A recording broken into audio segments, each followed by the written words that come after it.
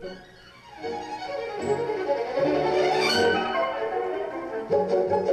listening to the Spotless Podcast, where cleanliness is always next to podliness. Now, here are your hosts, Hannah Brooks Olson and Andrew Walsh.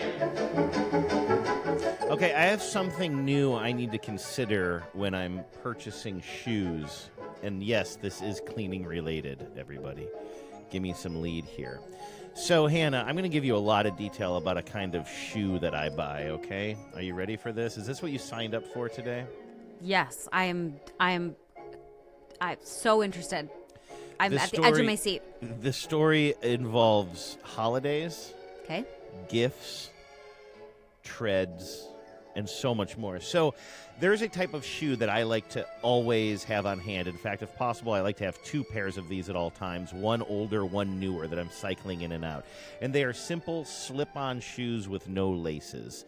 The ideal version of this is the Sperry Topsider. Do you know what the Sperry Topsider is? It's a classic shoe, Yeah, everyone right? knows what a topsider is. Yeah, sure. Well, I thought so, too. I host another podcast where the other host did not understand what a Sperry Topsider was. Wait. I had to explain it many times. Wait. I don't want to defend this fella. I don't even remember his name. I believe he's a fella I recently just saw on a national program, national news program that I was watching, talking about a Buc-ee's drive-in, and I was like, I know that voice, and then I was like, I know that man. Wait, were you watching the John Oliver Yes. takedown of that piece from CBS? Oh, that's funny. That came up on the show too. Yes, I bet it did. However, I am textbook agog that individual would not know from a topsider. I know. And I had also to who's explain a it to him little, several times. He's not a classic preppy, but he's a Yeah, he's a fastidious, tidy man. Yeah, and a who's into topsider fashion, and it's just a Yes. classic. And I've explained it to him a few times. I think he gets it now, or I don't know. There was some confusion. This is quite but maybe he surprising didn't to know me, what but they go were on. called. But a Sperry Topsider, for Yes. those who don't know, is usually a simple canvas shoe. It's called a topsider. I think there's some obviously connections to like the boating lifestyle, if you will. It's Correct. just a slip-on It's a boat shoe for me. shoe, yes. It's a boat shoe. It's just Yeah. and again, it's not like one of the modern slip-on shoes that Tony Romo advertises that looks like it has laces or whatever, but it's just like easier to put on. It's not some sort of Sketcher thing. It's just a classic boat shoe slip-on thing. I always like to have those because, and like I say, I have an old one, usually an older pair that I can wear outside, maybe even mow the lawn in the summertime, and then a newer pair that is mostly just like an indoor shoe, like a slipper, Sure. And then they kind of just rotate in and out. Now, I told you that this story involves the holidays. And the reason it involves the holidays is because I don't really pay for shoes anymore. I am very lucky in this way that every year for Christmas, Genevieve's mom gives us a couple of very well-loaded gift cards to the store DSW, Designer Shoe Warehouse, is what I believe that stands for. Sure. But or is it discount? Is it designer or discount? Because I think of it as kind of a discount kind of store. It is definitely right? a discount store. Yeah. Yeah, and we used to get these cards, and we would go in. There was a DSW near where I lived, and we'd go in and pick out shoes. Now it's mostly online. And I got to say, I'm still not 100%. I would still prefer to buy things in person than online. We've talked about this a lot on the show. If you're buying towels, you like to touch them. Shoes, they're shoes, just like, yeah. how do they feel? There's like, aspects of this that are kind of hard to like root out when you're online. But the thing about here's why I'm bringing up where I buy these, though. If I just bought these from the Sperry website, that would probably be a no-brainer. But because I want to take advantage of these cards, it's free shoes, right? And it's very, that's a very generous gift. I try to choose the shoes that are at DSW. I try not to go away from that. And so over the past couple of years, I don't think DSW is carrying Sperry's anymore. So I have to hunt out like this style of shoe from various brands, right? Have you tried Nordstrom Rack? Real quick.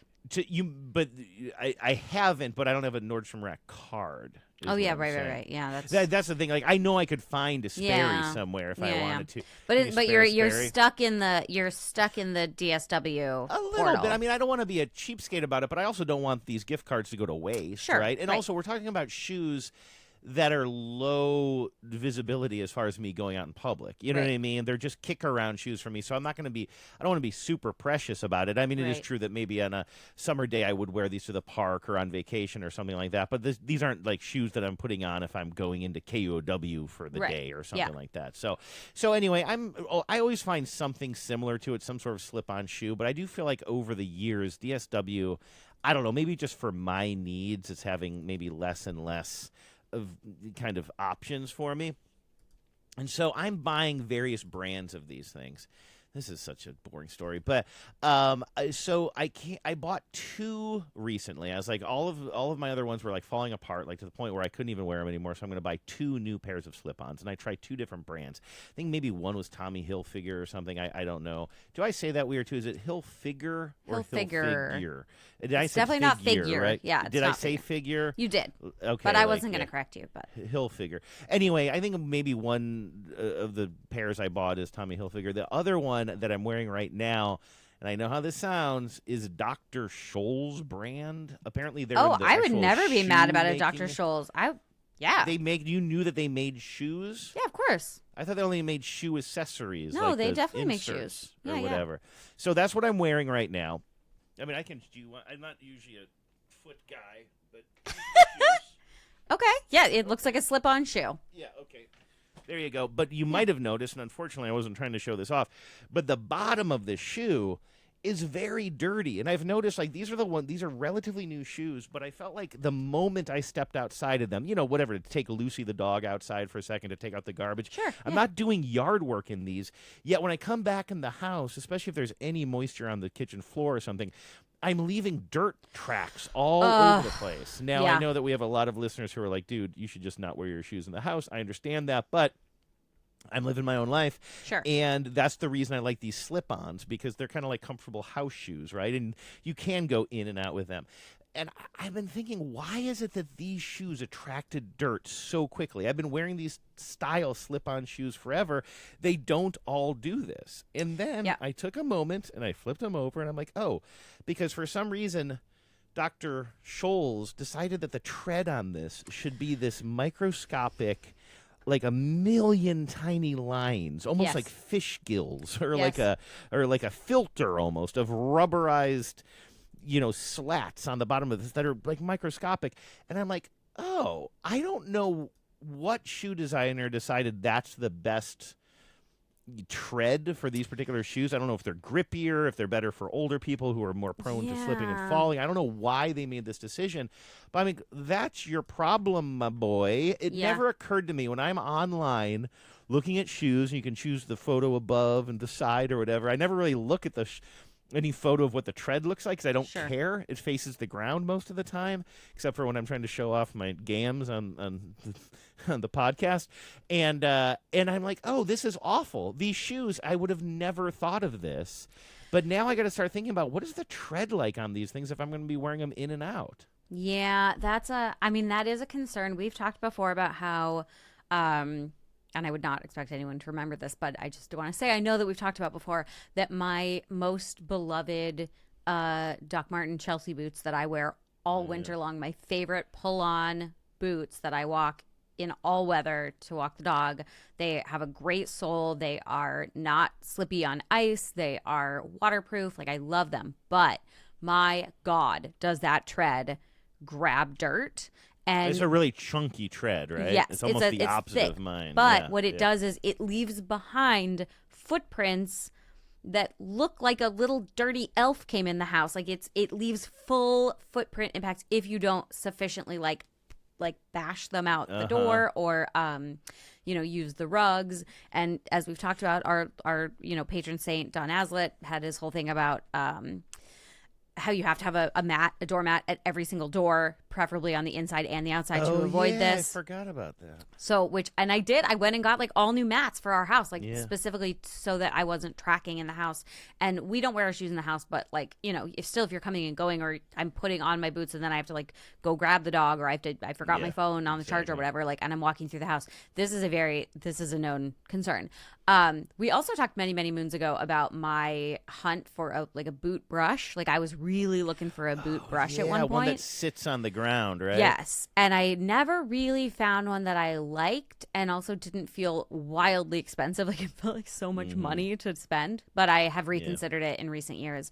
But it is true that some shoes do grab more than others, and it's especially hard if it's like if you're treating it like a house shoe. Yeah, but I'm wearing it outside. You got to do like the Mr. Rogers thing. I think you got to go from know. shoes to slippers and just have your like inside slippers, which is hard to Inside do when you have a only. dog. That is true. When I bought these 2 new pairs of shoes with that in mind. I was like, oh, well, these other ones are a little bit more sporty. I can wear them out. Like, again, like if I'm going to the park or something like that, or if I'm going to a barbecue or something like that, these other shoes seem like nice summer little slip-on shoes. And then these Dr. Scholl's ones, I'm like, I can just keep these as the home ones.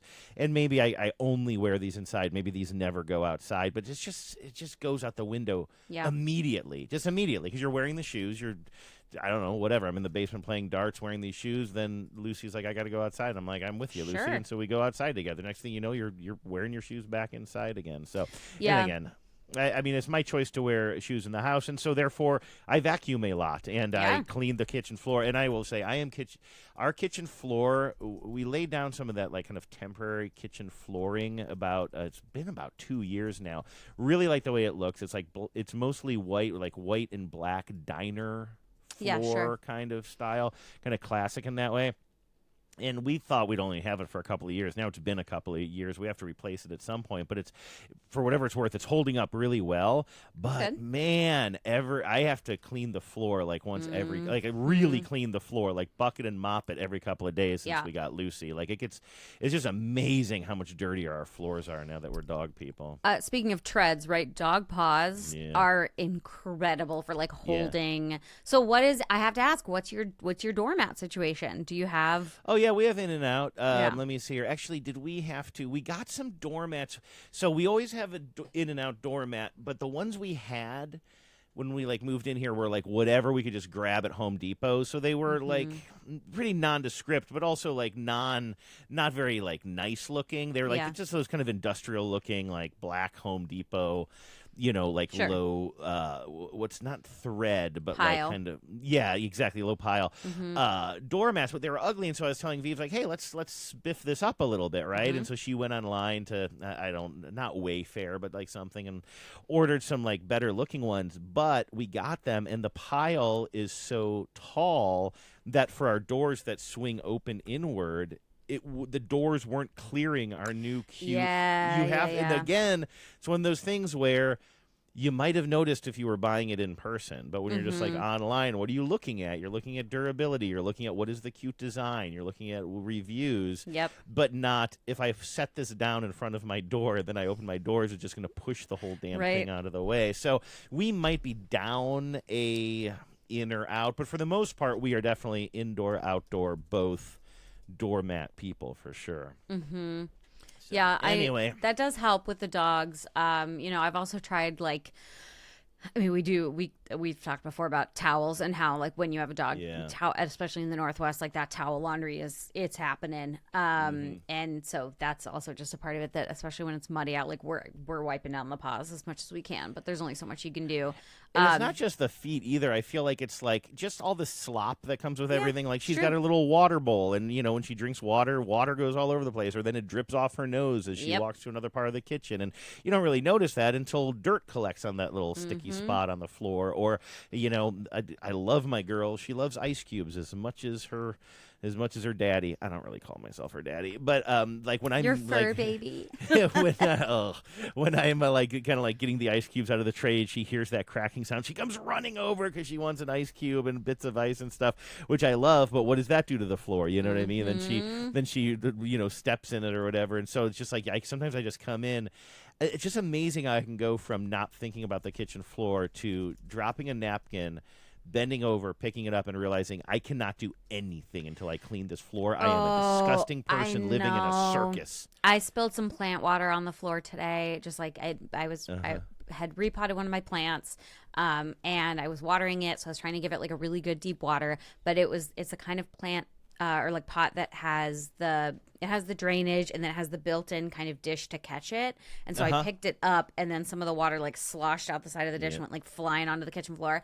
And so, same deal. Like I went down to wipe it up, and then the cloth I used was so gross that I was like, oh, if you give a mouse a cookie, I was like, this is what's gonna happen now. But in that exact moment, I did not have time to mop the floor. So instead, I did living in your head right now? Have you cleaned it since? No, I haven't. That was earlier today, and I have not had time. But I did the poor man's mop, which is then I scooted the rag around the floor as much as I could. Under your foot? Yep, under my foot. Yep, I know that move. You know the Absolutely. one. So there I are did 3 do that. ways of taking care of the kitchen floor I've learned. The mode that you just said, something spilled on the floor, you bend over with a paper towel or equivalent, you wipe it, and then you're like, oh, there's more stuff down here. So you just stand on your cloth and do exactly what you just said.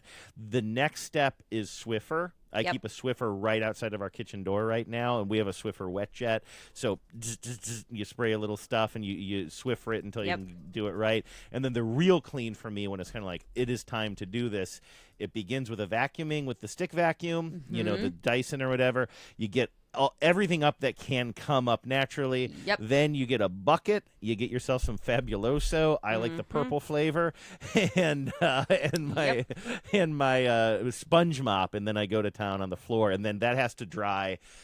Because if the dog walks on it while it's still drying, then you've done nothing to improve your situation. Yeah, well, and then it's a full court press of like getting your spouse involved to like keep the dog out of here. Yeah, right. Yeah, and yourself. The number of times I have just finished mopping. Yeah. And either my partner or my dog just immediately enter the room that I've just walked, and I'm like, "Okay, does anybody in this household have eyes?" And like I know I do the same thing all the time, right? I'm sure Keith has just been like vacuuming something, and then I come trouncing in with my chaos. But man, it does always seem like that's the timing of it. So anyway, that is the important thing going on in my life. I now need to be more conscientious about the treads of my shoes when I'm buying my house shoes. Anything going on with you? Anything that lives up to that kind of dramatic stakes? Gosh, I don't know. I don't. You know, my life has been so dull recently. Everything's just been so the same. I'm just glad we got to lead with my your bullshit. I mean, listen, your problems are your problems, right? Like whatever your problems are, they're yours.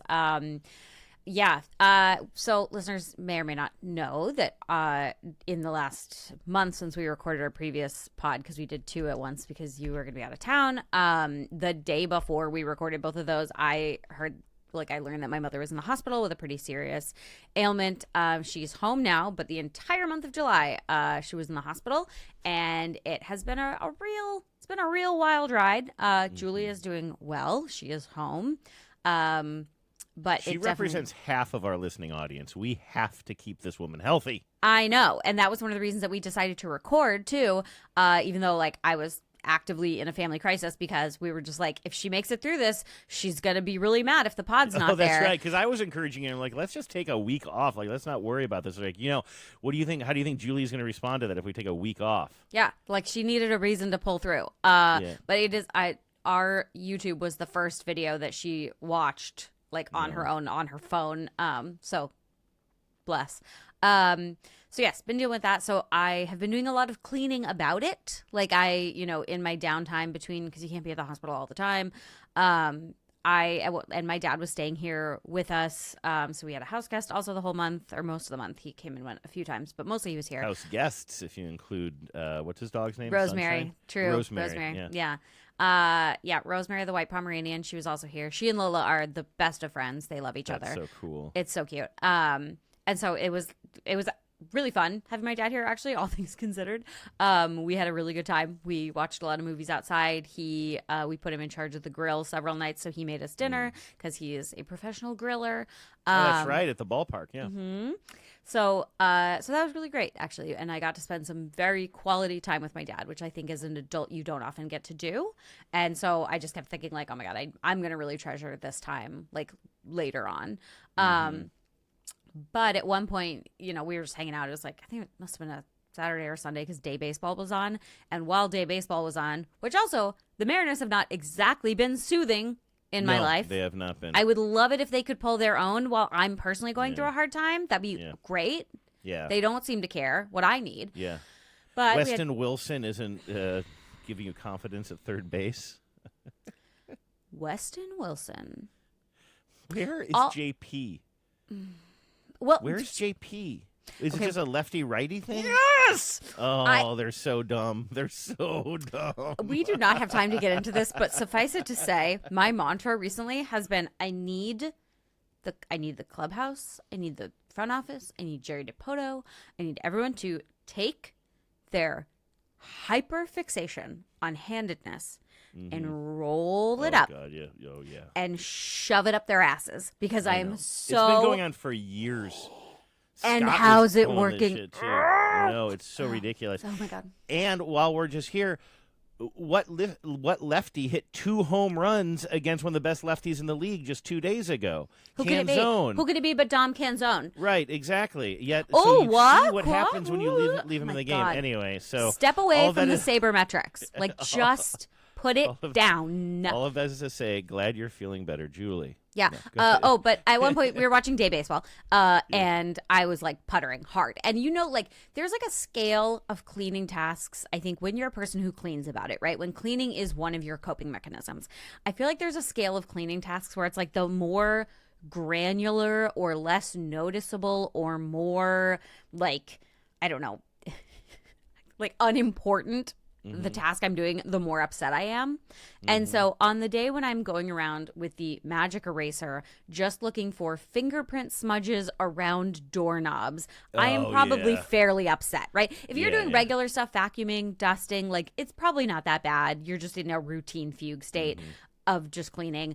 If I am hand wiping the blinds, if I am on my hands and knees with a toothbrush, going for the baseboards, but not just wiping the baseboards, like scrubbing them out. If I am taking the metal part off the register, where the air comes out, and I'm cleaning that underneath of it, like things are rough. Exhaust fans in the bathroom are coming out. And Yes, the vacuum. yes. The more like detailed I am being, probably the worse I feel. And so I'm there, and I had and I was in my full cleaning regalia. I had my hair up in a scarf. I had my little house slippers on. Like I was dressed for this occasion. And my dad was watching baseball, and he goes, I really, really want to help you right now. But I also know that what you're doing right now is processing, and I don't want to get in the way. And I was just like, thank you for seeing me. Thank you for understanding me. You sit right there, because what you need to do to process right now is be upset at baseball and drink a day beer.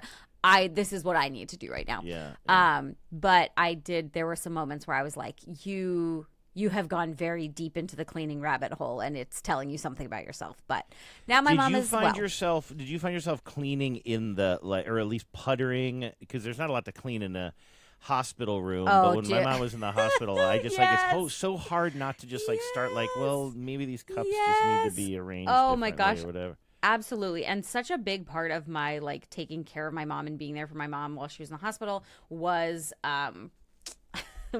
bringing her food and snacks and beverages, especially at first when she couldn't really eat, but she was very much enjoying a beverage, or I'd go get her a sundae from Dairy Queen.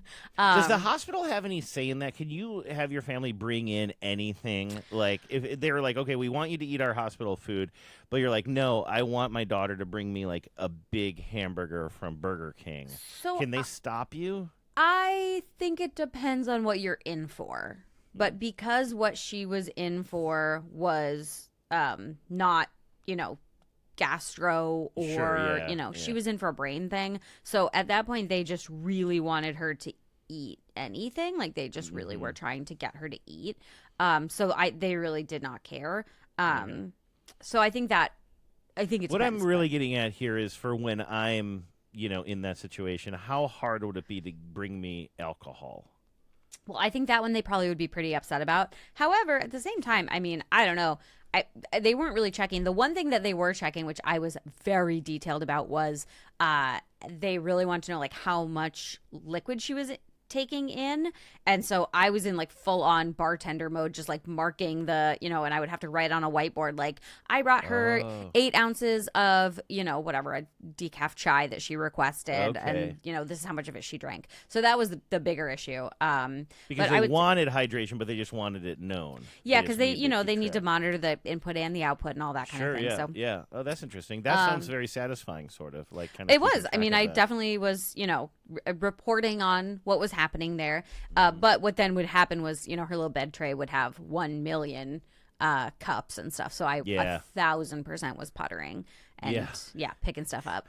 That seems to be something like kind of a trend of people, specifically people who host podcasts. They will take photos of all of the cups around them before they can get ready to podcast. Like usually my thing is, for the daily podcast I do, it's always, because we record at 10 o'clock in the morning, it's always a mug of coffee, usually standard size mug of coffee, and my water bottle, which I fill with actual ice and water. That's basically all I have. Sometimes I might have a little secondary little extra thing of coffee that I can pour into my mug if I feel like I hadn't drinking enough before the show. But I don't go ape with that. You usually have some sort of a fizzy water, right? I almost always. I have today I have a Fresca with some other stuff in it. Nice, Fresca. I have my coffee from earlier that I've been. What mug is that? Is that a PETA mug?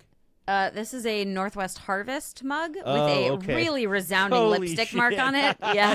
That's new though. That's not that's from an old That's from drinking. today. No, that's from today. Although I mean, this is a thing in my life, and I do this at bars too. Like if I leave a lipstick mark like this, because I know a lot of times the sanitizer won't get it off because it's specifically supposed to be transfer proof. Clearly, that's not working great. I'm forever wiping my cup at down. A bar. You will wipe it off before you give it back. Yes. Because the dishwasher might not get that once it even hardens more. Yeah. Okay, that's I really definitely good. will. Yeah. Oh, that's so gross to get a glass or something at a bar and you see somebody else's lip stains on it. I don't want to be thinking about that at all. I know, and it's hard because it's really not about that's not so much about it's really usually just waxes that are left behind. But yeah, it doesn't make you feel good when you get it. No. Kind of speaking of you kind of cleaning your feelings, as they say, instead of eating your feelings, cleaning your feelings. When I was on my trip that you alluded to earlier, I was gone on this big work trip that probably a lot of our listeners know about, but it's the biggest part of our year for fundraising purposes for my other job. And it's one of those things that feels like finals to me. All year I know that in June or July there's going to be this big event that is going to have a lot of technical, it's going to involve travel, it's going to involve technical issues that I'm in charge of. Is going to involve me getting my tech across. Oh, that ended up becoming a huge thing. I had shipped myself a bunch of tech stuff that I needed to pull off the live stream that didn't make it. It kind of got lost in the mail for a while. Then when it showed up, it was all beaten to hell. So anyway, it's just I have so much stress around it. And the weeks leading up to it, my stress levels, even if there isn't a lot to do, my anxiety is just sort of through the roof. And it always happens in the middle of summer. And so in many ways, I always feel like my summer doesn't really begin until after this big event every year.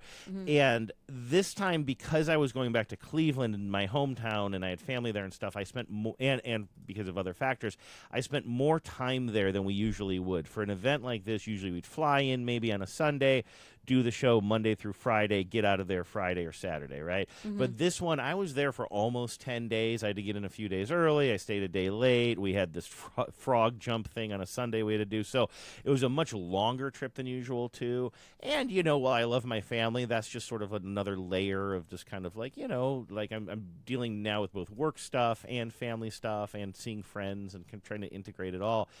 And so I think I was pretty peaked about this trip, and then when I got home, usually I like to build in a buffer day or something. I fly in on a Sunday, and then maybe I take Monday off. Well, I wasn't able to do that because, first of all, I can't just take a day off after we just got a bunch of donations. Yeah. And it just wasn't practical for a bunch of reasons. And so I get home pretty late at night. I get home, I think maybe I walk through the door 9:30 or 10 o'clock on Monday night. Have to rebuild my studio so that I can do a show on Tuesday morning. Not super early, but still. And also, when I'm on a trip like that, I just get home. My routine we've talked about a lot.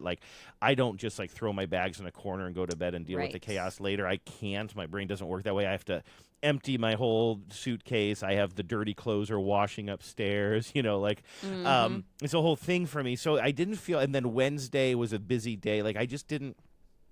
I didn't have any kind of like free time to really get settled into my usual routine. And for me, and again, this is my sort of own personal brand of psychosis, but like that's what I need when I'm a homebody. When I get back home, I need to take care of the things that need to take care of. I will still sort of feel like I'm on my trip until certain things are handled. Maybe washing the kitchen floor is a big one. You know what I mean?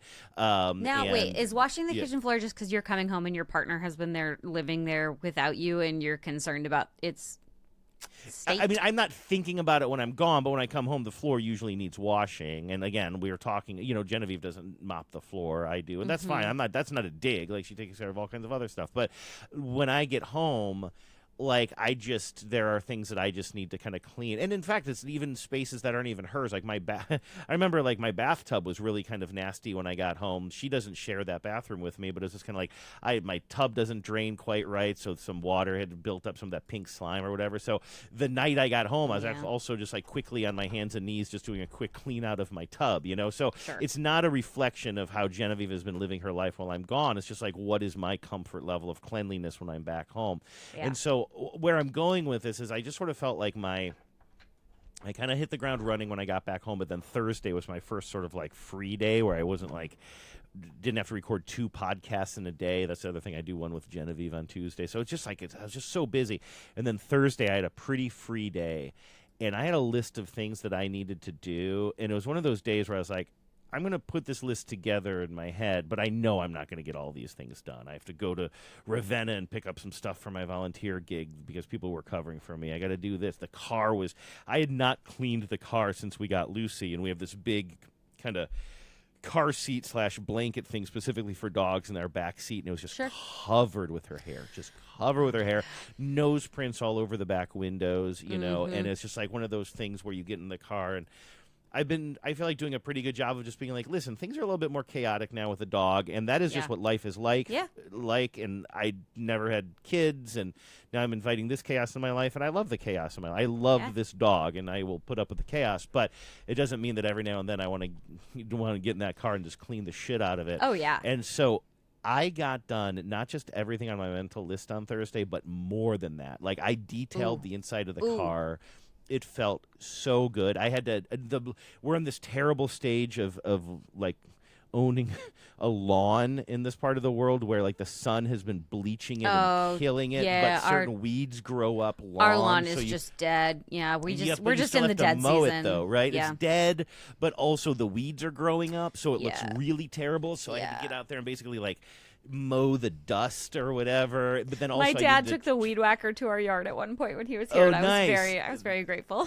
Yeah, and there's these places that we treat the lawn where Lucy goes pee, and we're trying to treat it so the grass won't stay dead there or whatever. So anyway, I had this huge list of things to do, and not only did I get it done, and again, I think me cleaning in this way is also just sort of like resetting my brain, resetting my life after like getting done with this big thing. And then I felt so good about the inside of the car when I was done that I was like, hey, don't we have a free Brown Bear car wash coupon around here? I drove to like the full service, like you actually drive through the car wash thing. I hadn't done that in a while. I was just like taking care of business, and I realized I was almost manic about it, but I was like, I had to go to the dump. I had 10 bags of leaves and whatnot from my huge like hedge trimming job that I had done before I left, and like they were littered all over the yard. I just absolutely packed the VW Golf full of these things. If somebody had come along with a pin and poked it into the car, we would have all been in trouble. There had just been Andrew and leaves all over Seattle. But I was able to like get that all to the dump, and man, it sort of felt like life did not begin again until like Thursday evening after all this stuff was done. How once you're like when you're actually done with your cleaning, you're like, okay, now I can exist as a person. Like there were for sure days where I was so busy running back and forth to work and to the hospital and, just like taking care of life stuff, knowing the whole time that my house was a mess. And it in just the back of your head, yes. Oh, and I felt so stuck. And like I just felt like I could, and it wasn't until I like had that day of cleaning about it. And one of the days too, I cleaned out my car because I'm I'm probably going to trade my car in here pretty soon. I really want to get an electric vehicle. I've had my same CRV for over a decade. Like it's been a very reliable ride. I love it. But so I was like out there. I also detailed my car, and it just made me feel so much better.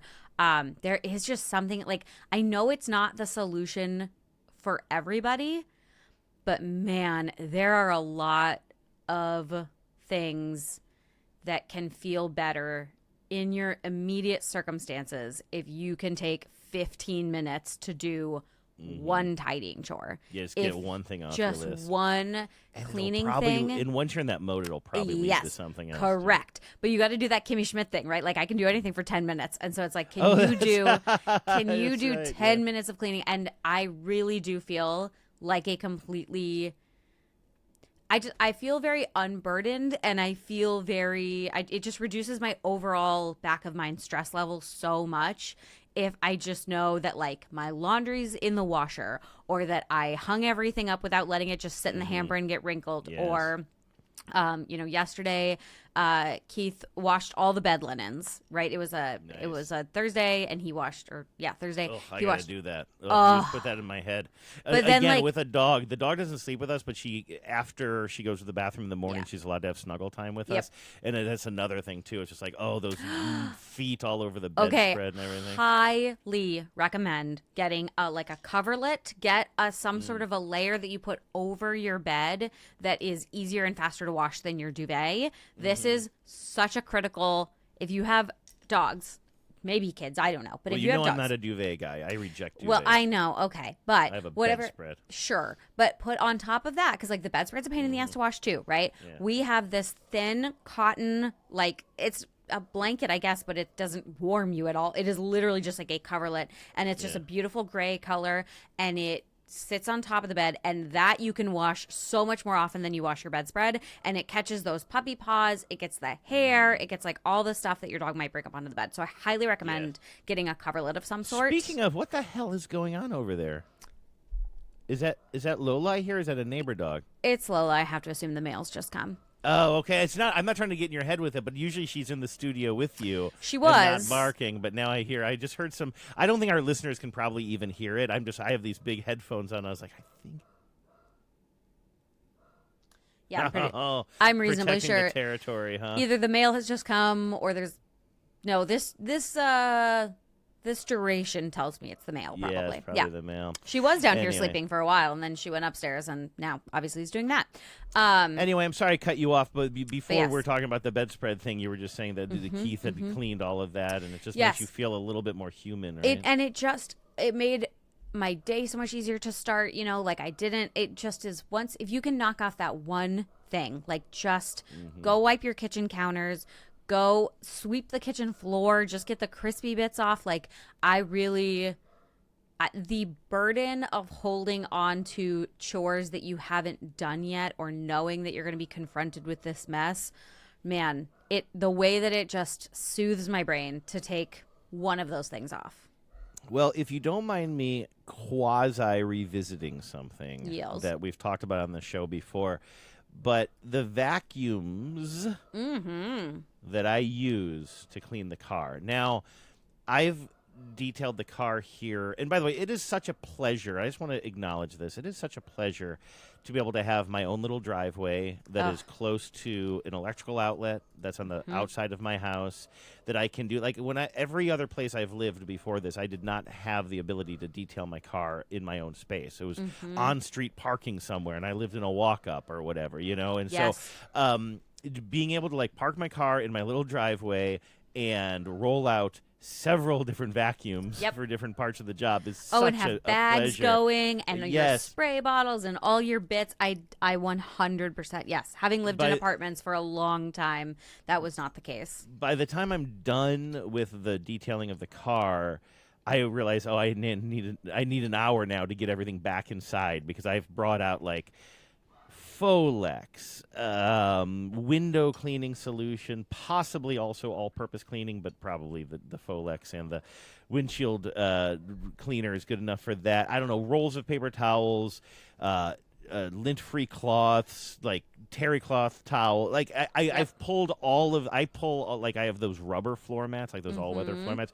I pull those out. I hose them down and scrub them with this scrub brush I have on a pole. So I also have a bucket of water with Fabuloso in there. So by the time I'm done with this project, I've pulled everything out of the house. It's all like in the yard and the driveway and everything. But you put it all back together in the car. The car is looking good. The car is smelling good. You start putting all your stuff away. But the thing is, here are the 3 different vacuums I bring out into my driveway to do this job. Number 1, a shop vac. That's for the floor right away, like just the big chunks and everything. Then I have my handheld Dyson, and I take the pole off of it, and I'm using it as a handheld. I probably have like this small little wedge attachment on there to get into the narrow spots possible, but it's still not quite narrow enough. And I might have an upholstery like brush on there as well, the kind that actually spins a little bit, and you can get that on the seats. But then I had my little green like extraction cleaner or whatever we call it, the thing that sprays like cleaner into the seats, and then you kind of vacuum up the wet cleaner.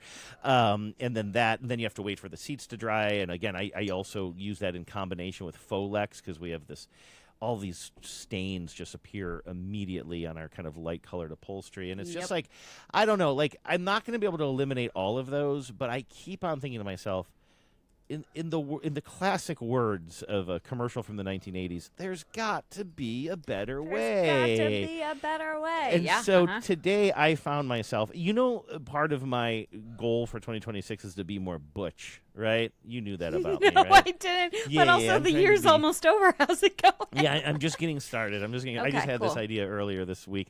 And so I was on MotorTrend.com Butching it up for real. Exactly. Best car vacuums for 2026. 10 tested picks for keeping your interior clean and pristine.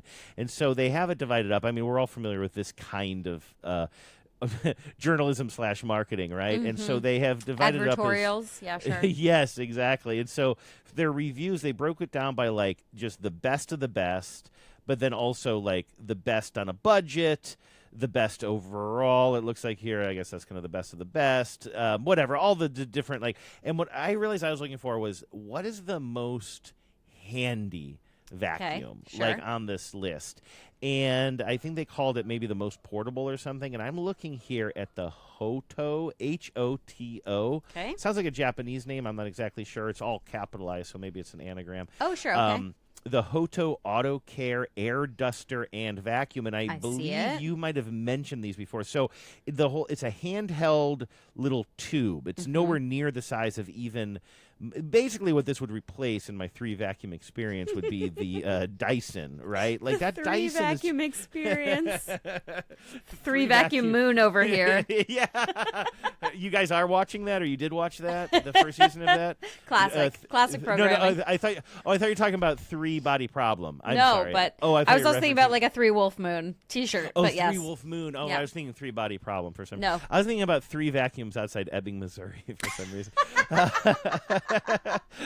But anyway, this thing is like the size of like a big flashlight. So it's like one of those modern handheld vacuums, not the size of a Dyson. That is, the Dyson is so handy. I don't want to like. We've come so far in vacuum technology. Yes, I know. My ancestors would have killed for the Dyson Yes. Animal 7 or whatever it is. I I'm think about taking that out all to the my thing. time. Having said that, it's still not quite getting in the crevices like I want. And this thing is $80. Like I said, about the size of a big Duracell flashlight or something. And it doesn't just suck, but it blows, in the words of Spaceballs. I think you attach one thing to it when you want to use it as a vacuum, but then you can attach something to that same end, because it makes sense, right? It's the distribution of energy, essentially. We know this. Vacuums have to blow out while they're we have a sucking in. separate blower. This is That's right, you do. We have Keith has a separate, because he was trying to figure out a better version than compressed air canisters. He wanted to have something better than using compressed air on keyboards or little spaces. Oh my god, that shit is. I have some of that, but it's so bad for the environment. it's so bad. It's so expensive. It's so wasteful. And really, you're just trying to blow air. Like it shouldn't be. So he got one of those. So we have one of those specifically, and then we also have like a little hand vac that I use for the car and stuff like that. Except I swear, I almost left this man recently because he went outside to blow off our like tower fan that we use in our bedroom for white noise, like our night, like our just like it's part of our like go to sleep routines. We turn on the white noise fan. I mean, but its main purpose is sold as a fan, but you like it because of the noise it makes. Yeah. I mean, it does, which it's just nice to have some air movement in the bedroom, like when you're, and especially like when it gets hot in the summer, and like we have the air or the heat pump now, but it just is nice. But so it's just part of what we do. So he took it outside the other day to dust it and he used the blower thing. Yeah. And then actually he needed a bigger gun and he used the leaf blower on it. But he did not record himself doing it, and so I didn't get any video of it. I was wondering what you were mad about. I'm like, this sounds brilliant. It was brilliant. I loved that he did it, but he didn't record it, and everything is content. He robbed me of a video. I never record it. I always get done with a project and I'm like, I probably should have recorded that for Hannah, and I never do. I'm just like so not like always making content to focus. You guys make my life so hard. But what do you think of this thing? This Hoto, it's only $80. Auto care, air duster, and vacuum. They sell other things that are about the same size but a little bit more expensive. But this one seems to be like it's got pretty good reviews. I was looking at. I was watching this little video. Now let me ask you this: this video is on their website, but it's made very amateurish, as if it's an actual review video and unboxing. And so do companies just make their own fake versions of this, or do you think that somebody made this and they just like sort of put it on their website? They're making their own shit, right? Bless your heart. I'm so happy that this is something you don't need to know about in your work. It's so janky. It's called user-generated content, UGC. There are entire people whose jobs is just UGC, and but it's fake though, right? It's not really you. Sometimes it's real, sometimes it's. I mean, it's all. What does real I've watched even mean? Plenty of like let me put it this way: I've gone online and watched plenty of videos of people reviewing products that I might want to buy, electronics and stuff, and the whole unboxing thing. But this one, I'm not like on YouTube. I'm on their website, so I just can't figure out if their marketing department said, "Hey, listen, we can make a pretty slick video of this, but instead, let's make this kind of like as amateurish as possible." No, they got someone made user-generated content. Either it changed because what you can do is if you make like a TikTok video about a product, then the company can come to you and say, "Hey, like you did a good job of this. Here's some money." I prefer that. Or they'll send you the free thing. They'll send you the thing and be like, "Make a video about this." So yes, that's it's UGC. true. Yeah, but so I know that this isn't like a real review, but This thing is for anything inflatable. This is one of the videos they're going through all the different little pieces of this vacuum. Yeah. A standard charging USB cable. Oh, that's the thing too. A USB charge is so much more convenient. And I think this could live in my car too. Like it does. You know what I mean? I could just keep it in there. I could charge it in there. You could charge it from your car. Yeah, absolutely. Exactly. Which houses the modular washable filter. Oh my God, you could be sitting in traffic just like vacuuming. That's what I'm thinking. I could be vacuuming while I'm because right now when I get to a red light, I have this sort of oral fixation where like I keep nuts in the car, like almonds or mixed nuts or whatever. And even when I'm not hungry, I get to a red light now and my hand just goes to the nuts. It should go to a vacuum instead. It'd be better for everybody involved. I keep a duster, I think it's from Marley's Monsters. I have like a microfiber duster. Nice. And I keep it under the passenger seat, and sometimes when I'm stuck in traffic I just reach under and I'll just like dust the dash real quick, which is I don't do it while I drive. I do it while I'm stuck in traffic, but I have been spending a lot of time in traffic recently, so my dashboard is really tidy. So anyway, I'm looking at that, and also I love it. We can probably share this best car vacuums for 2026 because I actually thought it was pretty. I thought it was pretty good. I mean, it was. You know what its number one recommendation is, by the way, going to the car wash and using their vacuums.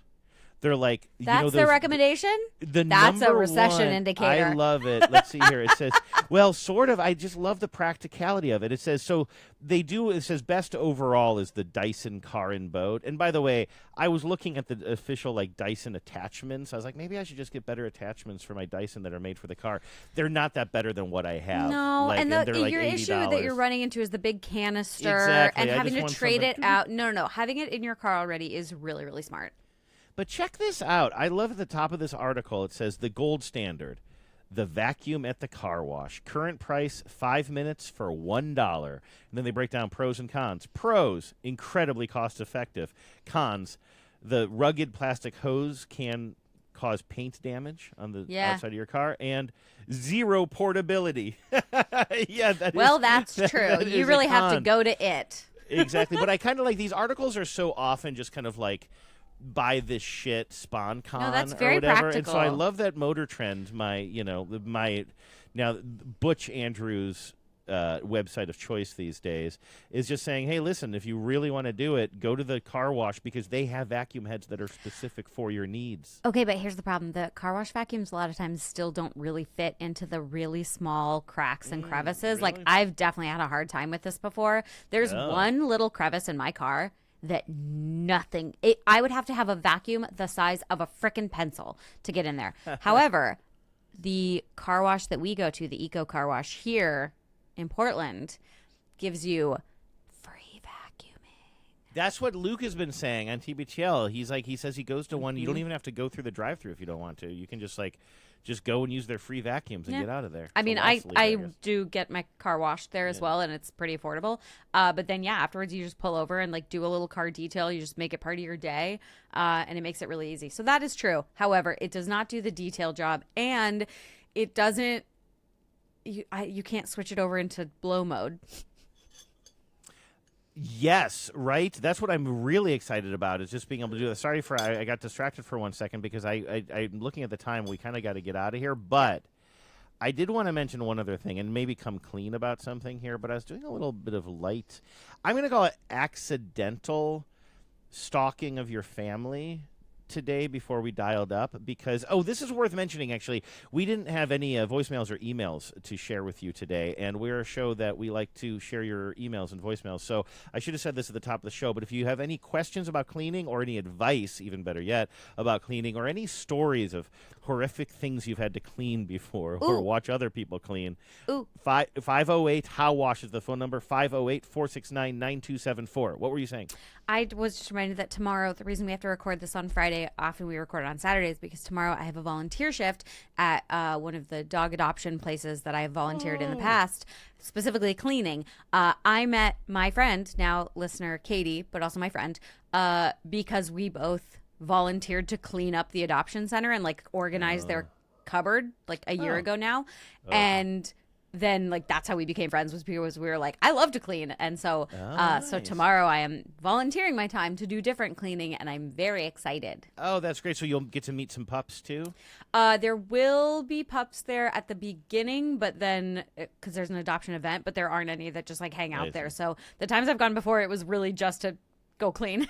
Oh, nice. Whether That's there's really dogs cool. there or not. But yeah, so we get to use they have a really intense vacuum that I do enjoy to use. Oh, so anyway, I will give out the number one more time, 508-469-9274. That's 508-HOW-WASH if you want to get a hold of us. Or you can record a voice memo and email it to us, spotlesspod@gmail.com.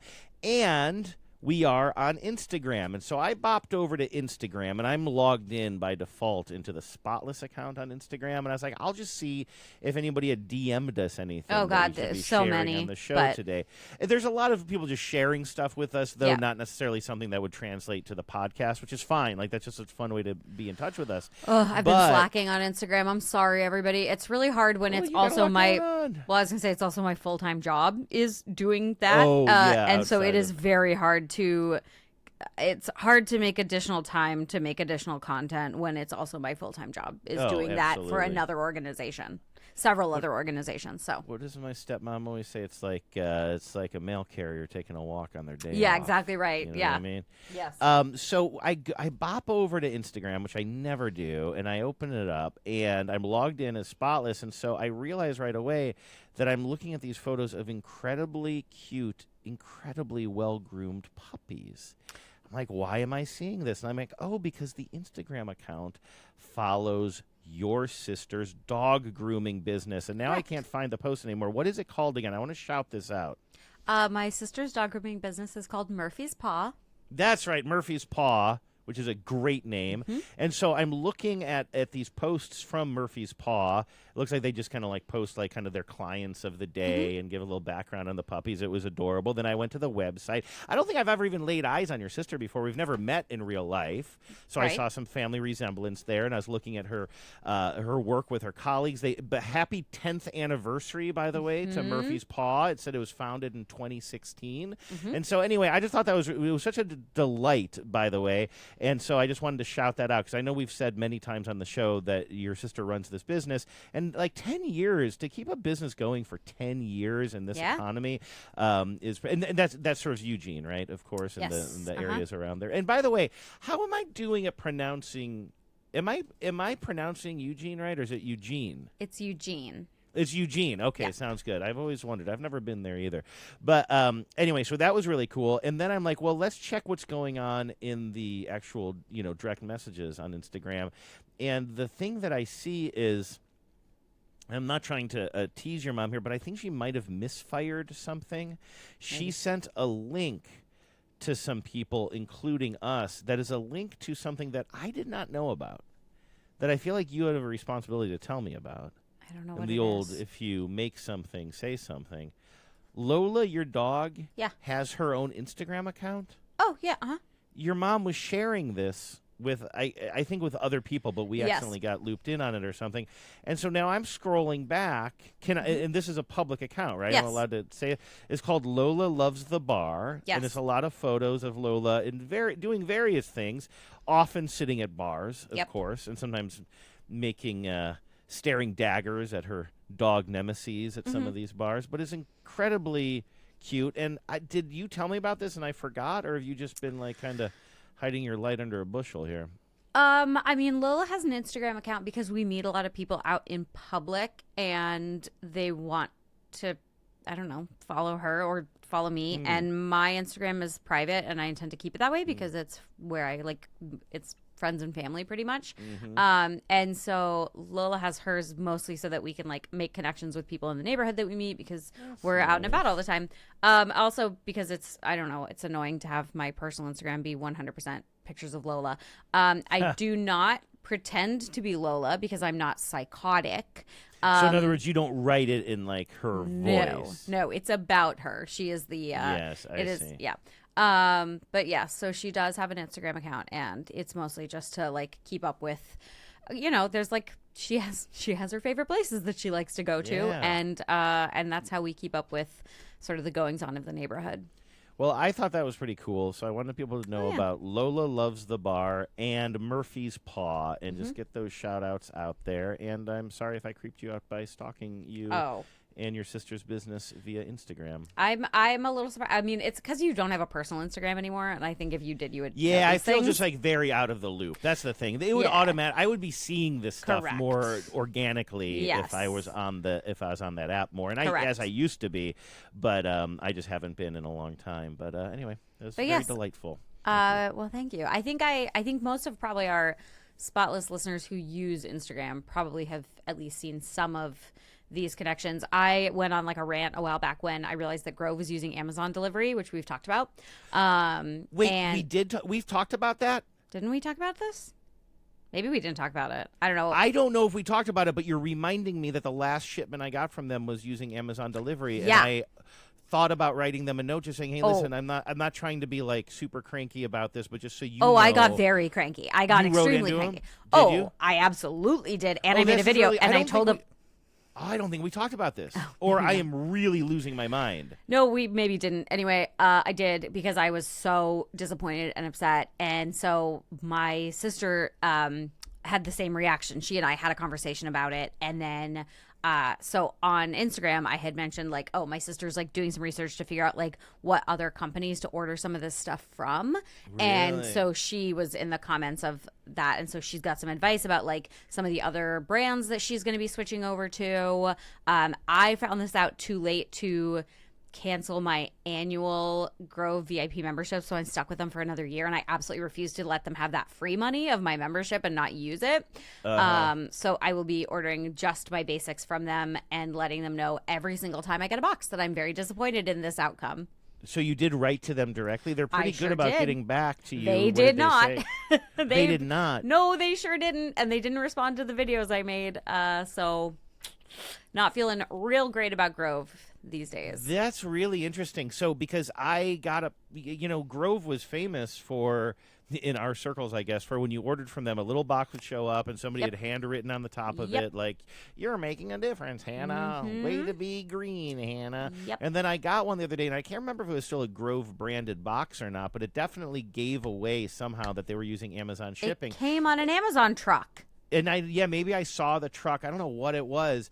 But I remember thinking to myself, that's why I don't think we talked about this, because I remember thinking to myself, and now I had since forgotten about it, thinking, maybe I should just write to them, because I've written to them about some issues with their website before, and even though that wasn't super helpful, they did get back to me. I'm like, I was thinking about just writing something that said, hey, because listen, I do think it is hard to run a business these days in the world that Amazon has changed. Amazon has made it so difficult to not use Amazon, even as just a shipping partner or something. So I didn't want to be super strident about it, not like you and your sister.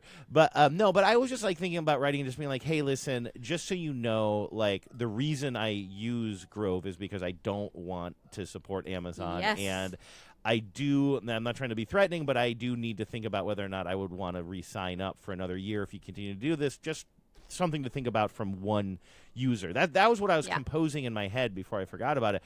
But are you seeing a lot of outrage online? Like there's a bit of a movement amongst hardcore Grovers? Yes, because I am quite mad about this. One, because Grove has the money, right? They have the money. They obviously have had a huge amount of growth.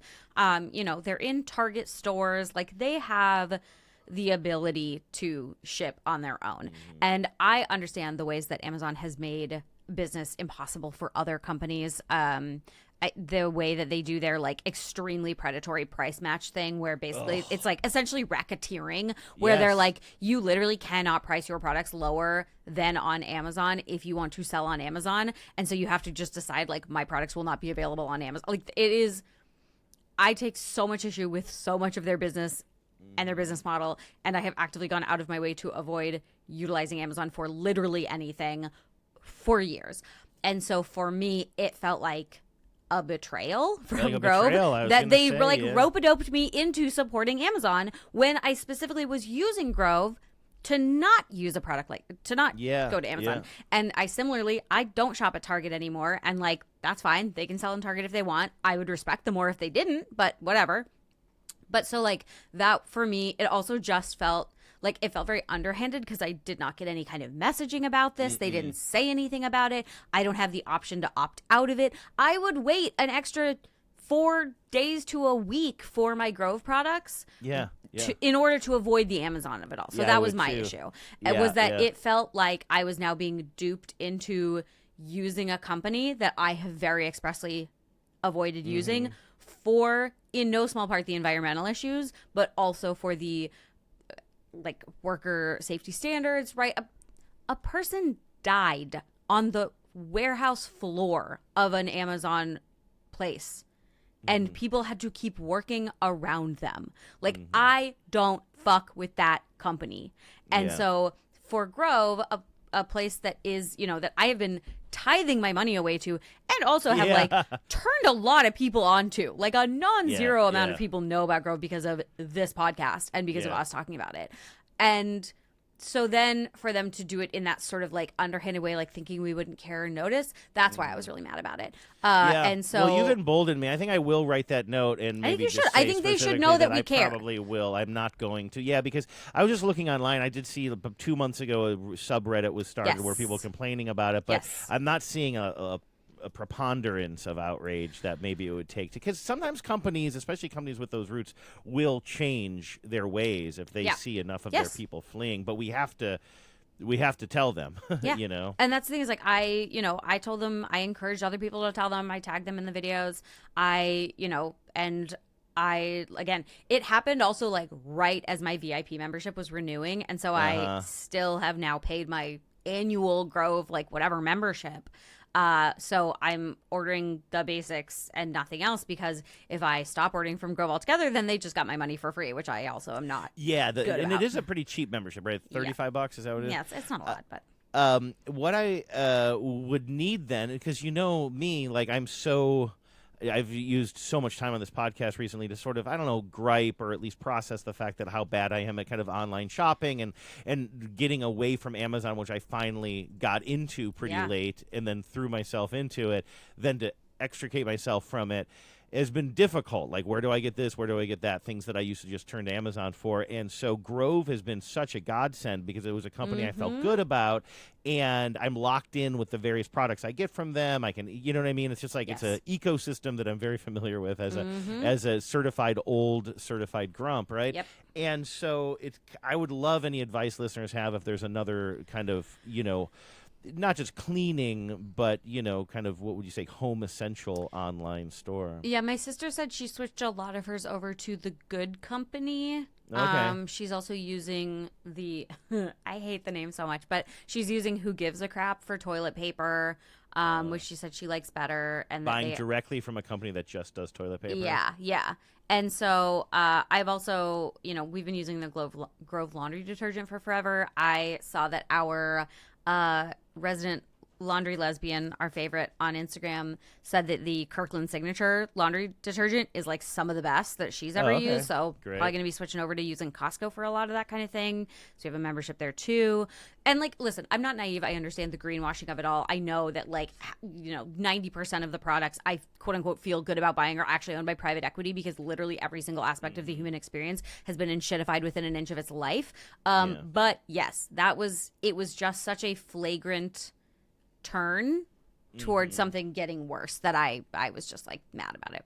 We've gone way over now, but anyway, I'm glad we got to talk about that. Well, no, I'm glad we talked about that. That's really important. In fact, we could have led the show with that. I genuinely thought we talked about it, but I mean, maybe we did. No, I think you're right. I think we didn't. But I think I would have remembered something in this conversation right now would have come up that would have reminded me more of that. But that's really important. And I'm really glad to hear your reaction to that, too, because I was surprised when something showed up at my door and it was clearly Amazon shipped. And I was like, well, that takes the fun out of this. Yeah. Quite a I bit. also, candidly, I don't want my neighbors to think I'm shopping at Amazon because I don't do that. That's a good I point. want that credit. It's like I have this virtue that I somehow want to signal. I just need to send up some sort of a bat signal for virtue. How do I do that? Anyway, that's where we end the show today. Maybe we did everything backwards. Who knows? I think it was a good editorial decision for me to start the show by talking about my shoes. Clearly, it was the most important thing on the list today. But anyway. Thank you, everybody, for listening. Get at us. Let us know what your shopping habits are online. And again, would love to hear from you guys. Any kind of story that you might have. Doesn't have to even be recent. Just tell us about a memorable cleaning moment in your life. Or, again, you can ask us advice, and we'll have Hannah do the research on it. I'm going to be over at Motor Trend, just kind of checking out the new wheels, just butching it up. And if you do have advice that you'd like to share with us or the other scrub jockeys, would love to hear that. In the meantime, have a great couple of weeks. We'll talk to you on a very upcoming Monday.